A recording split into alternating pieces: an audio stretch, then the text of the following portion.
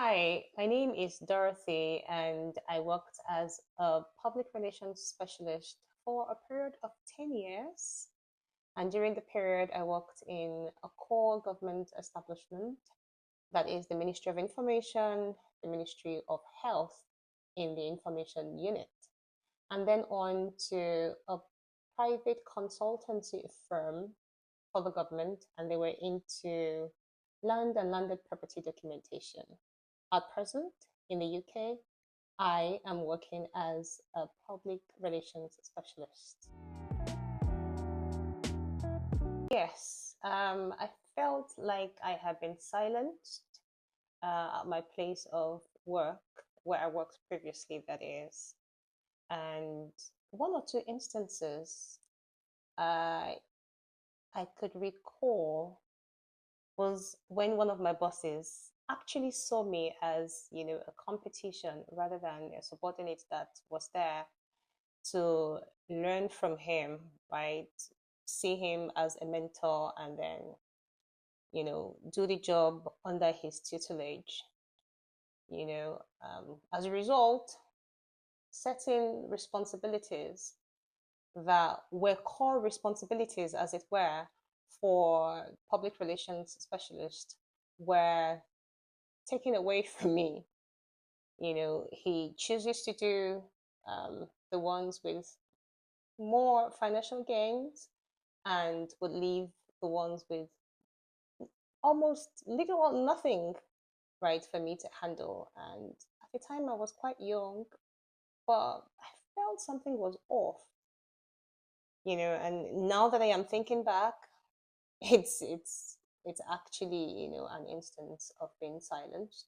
I can also recall another instance where my boss restricted me to performing responsibilities or duties that were within the state, right? So reports or press releases that are placed on national dailies are never responsibilities she left for me to handle.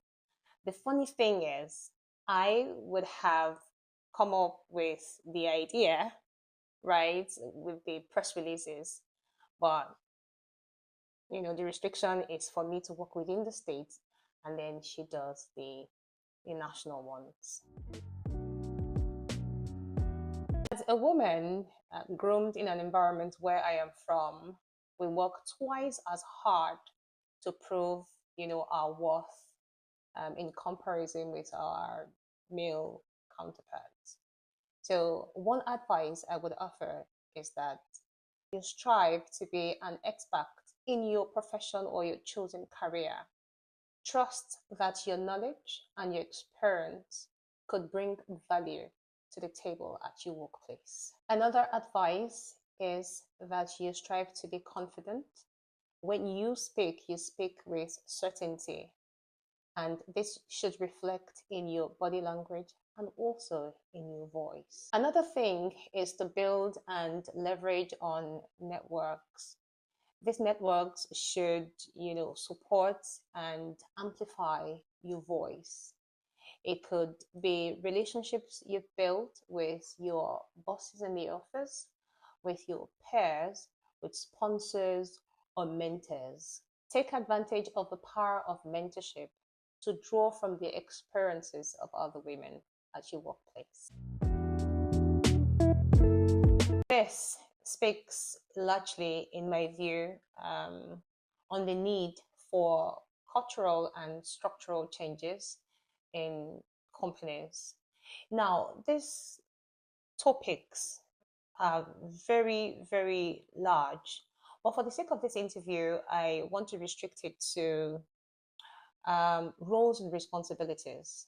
Now, roles that are befitting for the male gender, where the female gender is qualified for, should not be prevented, or rather, they should not be prevented from getting such roles in organizations, in companies. Some employers feel that at some point women will take a break, you know, uh, due to their biological makeups, right? There'll be times where they would probably get pregnant and go on maternity leave.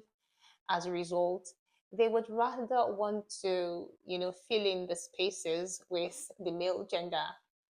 They don't have to go for maternity leave. They don't get pregnant, right? And that way of doing things should be disabused.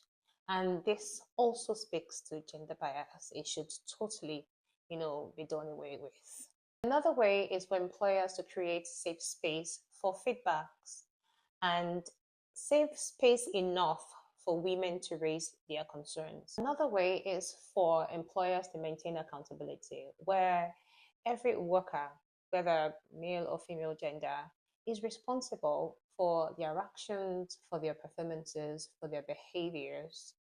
And where there are incidences, investigation and consequences, as the case may be, should not favor one gender over another.